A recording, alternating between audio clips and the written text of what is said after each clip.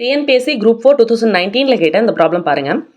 ஒரு வகுப்பில் 12 மாணவர்களின் சராசரி உயரம் 152 சென்டிமீட்டர் என கணக்கிடப்பட்டது. சரிபார்க்கும் போது 172 சென்டிமீட்டர் என்பதை 148 சென்டிமீட்டர் என தவறாக எடுத்துக்கொள்ளப்பட்டதாக தெரிய வந்தது எனில் சரியான சராசரி உயரம் என்ன அப்படின்னு கேட்டிருக்காங்க. இந்த சம்மை டைரெக்டாக அந்த ஃபார்முலா வச்சு போட்டுடலாம். புதிய சராசரி தான் என்னன்னு கேட்குறாங்க. புதிய சராசரி இஸ் ஈக்குவல் டு பழைய சராசரி ப்ளஸ் ஆர் மைனஸ் வேறுபாடு டிவைடட் பை எண்ணிக்கை.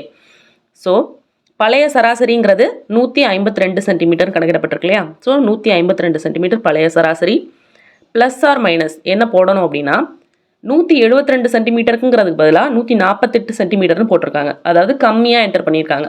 அப்போ நம்ம அதை கம்மியாக இருக்க வேல்யூவை அதிகப்படுத்தி கூட்டி போடணும். ஸோ ப்ளஸ் தான் இந்த இடத்துல போடணும். வேறுபாடு என்ன? 172 சென்டிமீட்டர் மைனஸ் 148 சென்டிமீட்டர், அதுதான் வேறுபாடு.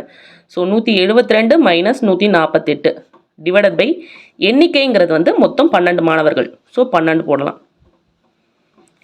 இதை சால்வ் பண்ணோம்னா 152 ப்ளஸ் 172 148 போயிடுச்சு அப்படின்னா 24 டிவைடட் பை 12. இதை கேன்சல் பண்ணோம்னா ஒரு 12 12 2 12 24. 152 ப்ளஸ் 2 154 சென்டிமீட்டர். Answer 154 centimetre.